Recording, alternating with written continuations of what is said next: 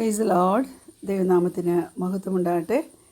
എന്നെ കേൾക്കുന്ന എല്ലാവർക്കും കർത്താവായ യേശുക്രിസ്തുവിന്റെ നാമത്തിൽ ഞാൻ എൻ്റെ സ്നേഹവന്ദനങ്ങളെ അറിയിക്കുന്നു. നല്ല കർത്താവിൻ്റെ മുമ്പിൽ അവൻ്റെ സാന്നിധ്യം അനുഭവിപ്പാൻ നമ്മുടെ ജീവിതത്തിൽ കഴിയുന്നത് എത്രയോ ആശ്വാസമാണല്ലേ. അല്പനേരത്തെ ചിന്തയ്ക്കായിട്ട് സങ്കീർത്തനം 103 13-14, Psalm 103 verses 13 and 14. അപ്പന് മക്കളോട് കരുണ തോന്നുന്ന പോലെ യഹോവയ്ക്ക് തൻ്റെ ഭക്തന്മാരോട് കരുണ തോന്നുന്നു. അവൻ നമ്മുടെ പ്രകൃതി അറിയുന്നുവല്ലോ, നാം പൊടി എന്ന് അവൻ ഓർക്കുന്നു. Praise God. ഭാരം ചുമക്കുന്നവരും അധ്വാനിക്കുന്നവരും കഷ്ടമനുഭവിക്കുന്നവരും അങ്ങനെയുള്ളവരെ തിരിച്ചറിയാൻ കഴിവുള്ളവനാണ് നാം സ്നേഹിക്കുന്ന നമ്മുടെ കർത്താവ്. കർത്താവ് നടത്തുന്ന വഴികളിൽ പ്രതികൂലങ്ങളും പ്രയാസങ്ങളും വന്നാലും അതിൻ്റെ മധ്യത്തിൽ തളർന്നു പോകാതെ നിലനിർത്തുവാൻ അവന് കഴിവുണ്ട്. ഒരു ബേൺഡ് ഔട്ട് എക്സ്പീരിയൻസിൽ വന്നവരോടൊക്കെ കർത്താവിന് പറയാനുള്ളത്, ഞാനുമായി ഒരാഴമേറിയ ബന്ധത്തിലേക്ക് നിങ്ങൾ അടുത്തുക. അത് നമുക്ക് കൃപ തരുന്നതാണ്. അനേക പ്രോമിസസ് ദൈവം നമുക്ക് തന്നിട്ടുള്ളത് നമ്മുടെ ജീവിതത്തിൽ അനുഭവിപ്പാനും കൂടെ അവനിട തരില്ലേ ദൈവമക്കളെ. വിയറി ആൻഡ് ഹെവി ലേഡനായിട്ടുള്ളവർക്ക് അവൻ റെസ്റ്റ് തരും.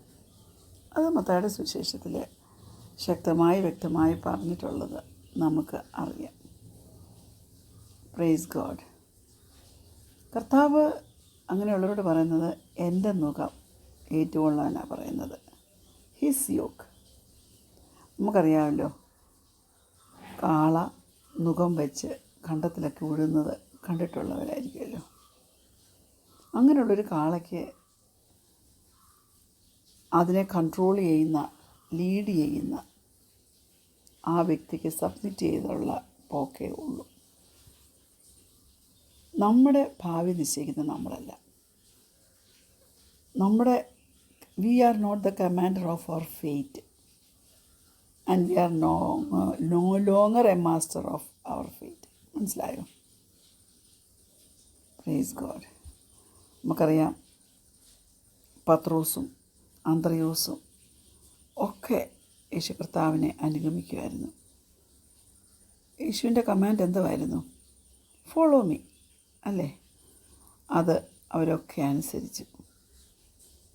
ഞാൻ പറയട്ടെ, മത്തായി 11:30 എന്തോ പറയുന്നത്? For my yoke is easy and my burden is light. Hallelujah.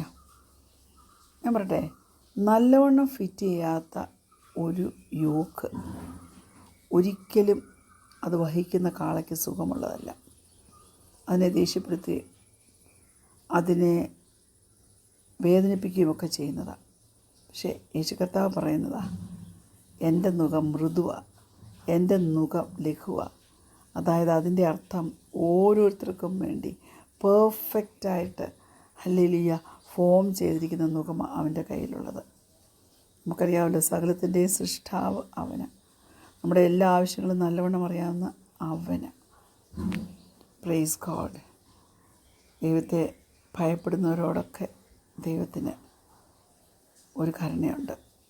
നമ്മളവൻ്റെ കൽപ്പനകളെ അനുസരിക്കണം, അവൻ്റെ വഴിയിൽ നടക്കണം. എൻ്റെ ഫ്രെയിമല്ല എൻ്റെ ഭാവിച്ചതിൻ്റെ ഫ്രെയിം. എൻ്റെ കുഞ്ഞുങ്ങളുടെ ഫ്രെയിം വ്യത്യാസമാണ്. എനിക്കെത്രയും ഭാരം താങ്ങാൻ കഴിയുമെന്ന് എൻ്റെ ഈശോപ്പിനറിയാം. അതനുസരിച്ച് ഉള്ള ഭാരമേ നമുക്ക് തരത്തുള്ളൂ. അങ്ങനെ യേശുവിൻ്റെ മുഖമെടുത്ത് പോകുമ്പോൾ ഓർത്തോണേ, പിന്നീടുള്ള നമ്മുടെ നടപ്പ് പാർക്കിൽ നടക്കുന്ന പോലെ സുന്ദരമൊന്നും ആയിരിക്കത്തില്ല കേട്ടോ. അതിനകത്ത് ചില കാര്യങ്ങളുണ്ട്. ഒന്ന്, മാസ്റ്ററിൻ്റെ വില്ല് നാം അനുസരിക്കുന്നവരായിരിക്കണം.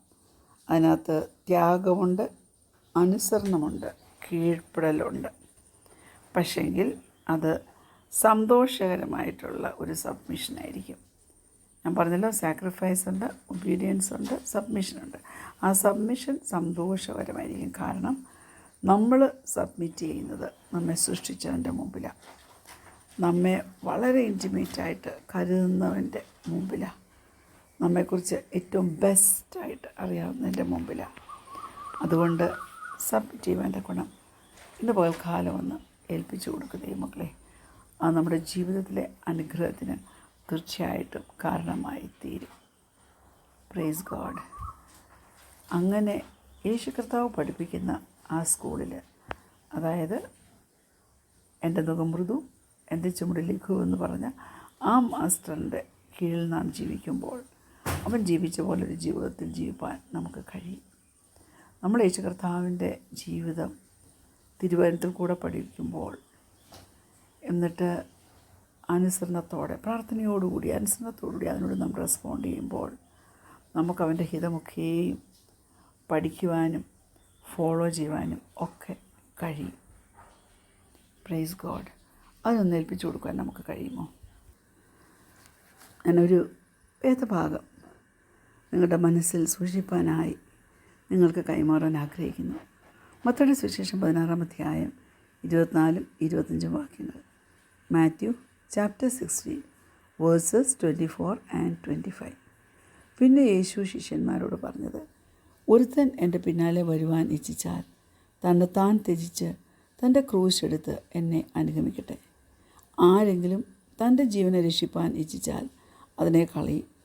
എൻ്റെ നിമിത്തം ആരെങ്കിലും തൻ്റെ ജീവനെ കളഞ്ഞാൽ അതിനെ കണ്ടെത്തും. Price the Lord. അതായത് നമുക്ക് അവൻ്റെ സന്നിധിയിൽ കമ്മിറ്റ് ചെയ്ത് അവൻ്റെ ശിഷ്യനാകുവാൻ ആഗ്രഹിക്കുന്നുവെങ്കിൽ നാം അവനിൽ നിന്ന് പഠിക്കണം. നാം അവൻ്റെ പാദപീഠത്തിൽ ഇരിക്കണം. അവൻ്റെ ലൈഫ് കോപ്പി ചെയ്യുവാൻ നമുക്ക് കഴിയണം. അവൻ്റെ വേ ഓഫ് ലൈഫ്, ജീവിത രീതി മനസ്സിലാക്കാൻ നമുക്ക് കഴിയും. Praise God. അതുകൊണ്ട് അവൻ്റെ മുഖമെടുത്ത് അവനിൽ നിന്ന് പഠിച്ച് അവൻ്റെ വഴികളും പഠിച്ച് പ്രൈസ് ഗോഡ് മുന്നോട്ട് ജീവിക്കുമ്പോൾ വളരെ മാജിക്കലി നമ്മുടെ ഭാരങ്ങൾ, നമ്മുടെ കഷ്ടതകൾ, നമ്മുടെ അഫ്ലിക്ഷൻസ് അവന് എടുത്തു മാറ്റും. ആ ബേർഡനൊക്കെ വളരെ ലഘുവായിട്ട് തോന്നും. The burden will seem lighter. പറ്റുമോ? കാരണം നമ്മുടെ കൂടെ മുഖം വെച്ച് നമ്മളോട് സഞ്ചരിക്കുന്ന കർത്താവ്, ഈ strong enough to carry the weight of all our sins on the cross. അങ്ങനെയുള്ളൊരു കർത്താവിനെയാണ് നാം കൂടെ കൊണ്ട് നടക്കുന്നത്. Praise the God. Praise the Lord. അതുകൊണ്ട് യേശു കർത്താവിൻ്റെ ഒരു ശിഷ്യയാകുവാൻ്റെ ഗുണം ദൈവത്തിലെ നീ സമർപ്പിച്ചു കൊടുക്കുക. അവൻ്റെ ആ ഓഫറുണ്ടല്ലോ, ഹിസ് ഓഫർ ഓഫ് സാൽവേഷൻ, അത് നാം റിസീവ് ചെയ്യണം. അവൻ്റെ വഴിയിൽ കൂടി നടന്ന് നിത്യത വരെയും ഓട്ടമോടി തികപ്പാൻ ആവശ്യമാണെന്ന് സ്വർഗീയ കൃപ പ്രാപിപ്പാൻ ഇന്ന് പകൽക്കാലം സ്വർഗത്തിലെ ദൈവം നിങ്ങളെ ഓരോരുത്തരെയും സഹായിക്കട്ടെ. നമുക്ക് കൃപയാൽ പ്രൈസ് ഗോഡ് വിശ്വാസത്തിലൂടെ ഒക്കെ നടന്ന് ദൈവത്തെ പ്രസാദിപ്പിക്കാൻ തക്കണം നമുക്ക് കഴിയണം. ഓരോ നടപ്പിലും ദൈവപ്രസാദം നാം തേടണം. ദൈവമക്കളെ, ഞാനൊരു കാര്യം പറയട്ടെ. പ്രായം ചെല്ലും തോറും നമ്മൾ കൂടുതൽ തിരക്കിലകപ്പെട്ട് വരും തോറും നമ്മൾ കൂടുതൽ ടയർഡായിട്ട് ഫീൽ ചെയ്യും. അത് നിങ്ങൾക്ക് റിലേറ്റ് ചെയ്യാൻ പറ്റുന്നില്ലേ? Praise God. എന്നാൽ ഈ മത്തായിയുടെ സുവിശേഷം 11-ാം അധ്യായത്തിൽ അധ്വാനിക്കുന്നവരും ഭാരം ചുമക്കുന്നവരും ഒക്കെ എൻ്റെ അടുക്കലേക്ക് വരുവാൻ യേശു കർത്താവ് പറഞ്ഞിരിക്കുന്നതിൽ നിന്ന് ഞാൻ മനസ്സിലാക്കിയിരിക്കുന്നൊരു കാര്യം, നാം തന്നെ നമ്മുടെ ക്ഷീണത്തിനെതിരായിട്ട് ഫൈറ്റ് ചെയ്യണം. അതായത് പിശാചിന് ഏറ്റവും ഇഷ്ടം എന്നറിയാമോ? നമ്മെ ക്ഷീണിപ്പിക്കുക. Enemy loves exhaustion. നമ്മെ തളർത്തുന്നത് പിശാചിന് വലിയ ഇഷ്ടമുള്ള കാര്യമാണെന്നുള്ളത്, പ്രാധാന്യമുള്ള കാര്യമാണെന്നും നാം മനസ്സിലാക്കണം. അവൻ്റെ ഫുട് ഹോൾഡ് നമ്മുടെ ജീവിതത്തിൽ എവിടെയെങ്കിലും ഒന്ന് വെക്കാൻ അവനിങ്ങനെ ഓപ്പർച്യൂണിറ്റി കാത്തിരിക്കുക. നമ്മൾ ടയേർഡാകുമ്പോൾ നമ്മൾ നമ്മുടെ റെസ്പോൺസിബിലിറ്റികളിനകത്തെല്ലാം കൂടെ കുഴഞ്ഞ് ബിസിയായിട്ട് നടക്കുമ്പോൾ നമ്മുടെ ശ്രദ്ധ മാറിപ്പോവും അല്ലേ? അതുകൊണ്ടാണ് ഞാൻ പറയുന്നത് റെസ്റ്റ് ആവശ്യമാണ്. അപ്പോൾ ഈ റെസ്റ്റിൻ്റെ ഫൗണ്ടേഷൻ എന്തുവാ? അതായത് അതിൻ്റെ ഫൗണ്ടേഷൻ എന്നാന്ന് വെച്ചാൽ കർത്താവ് നമുക്ക് റെസ്റ്റ് തരുന്നവന്. അവൻ്റെ അടുക്കിലേക്ക് നാം ചെന്നാൽ നമുക്ക് വേണ്ടത് എല്ലാം അവൻ തരുന്നതാണ്. അത് നമുക്ക് വിശ്വസിക്കാൻ കഴിയണം. അതായത് ഒരു ഫൗണ്ടേഷണൽ ബിലീഫ്, ഈ യേശു കർത്താവ് ആരാണ് എന്ന് നമുക്കുണ്ടെങ്കിൽ നമ്മൾ ഓടി അവൻ്റെ അടുക്കൽ ചെല്ലത്തില്ലേ? യേശു കർത്താവേ, ഇതാ ഞാൻ, അപ്പോൾ ഞാൻ നിൻ്റെ സന്നിധിയിലേക്ക് അടുത്ത് വരുന്നു, ഞാൻ നിൻ്റെ സന്നിധിയിൽ റെസ്റ്റ് ചെയ്യുന്നു, നീ എന്നെ ചോർത്ത് പിടിക്കണമെന്ന് പറഞ്ഞാൽ കർത്താവ് നമ്മെ ചോർത്ത് പിടിക്കത്തില്ലേ? ഹല്ലേലൂയ. ഞാൻ ചോദിക്കട്ടെ, do you not only believe in him but also believe that he has the power and grace to provide all that you need. കുഞ്ഞെ, നിനക്ക് ആവശ്യമുള്ള സകലതും ആ ശക്തിയും കൃപയും എല്ലാം നിനക്ക് തരാൻ അവനൊരുക്കമാണ്. അത് നിനക്കൊന്ന് വിശ്വസിക്കാൻ പറ്റുമോ? അവൻ്റെ മൈറ്റിനെസ്, അവൻ്റെ ഗുഡ്നെസ്, ഹല്ലേലൂയ, അവൻ്റെ ഫെയ്ത്ത്ഫുൾനെസ് എല്ലാം മനസ്സിലാക്കി സ്തോത്രം ചെയ്ത് അവനോട് ചേർന്ന് ക്രിസ്ത്യൻ ജീവിതം നമുക്ക് നയിക്കാം. കണ്ണടയ്ക്കാം, പ്രാർത്ഥിക്കാം. കർത്താവേ, നീ ആരെന്ന് മനസ്സിലാക്കി, നിൻ്റെ പക്കലുള്ളത് എന്തെന്ന് മനസ്സിലാക്കി, ഞങ്ങളുടെ വിശ്വാസത്തെ ഒന്നുകൂടെ ശോധന ചെയ്ത് ഞങ്ങളുടെ വിശ്വാസം നിന്നിൽ അർപ്പിച്ചുകൊണ്ട് നിൻ്റെ പ്രവൃത്തിയിൽ, നിൻ്റെ വീര്യപ്രവൃത്തികളിൽ ഒക്കെ വിശ്വസിച്ചുകൊണ്ട് കർത്താവേ, ഞങ്ങളുടെ ജീവിതം മുന്നോട്ട് കൊണ്ടുപോകാൻ ഞങ്ങളെ സഹായിക്കണം. പ്രാർത്ഥനയുടെ സ്തോത്രം യേശുവിൻ്റെ നാമത്തിൽ തന്നെ. ആമേൻ. Praise the Lord. God bless U.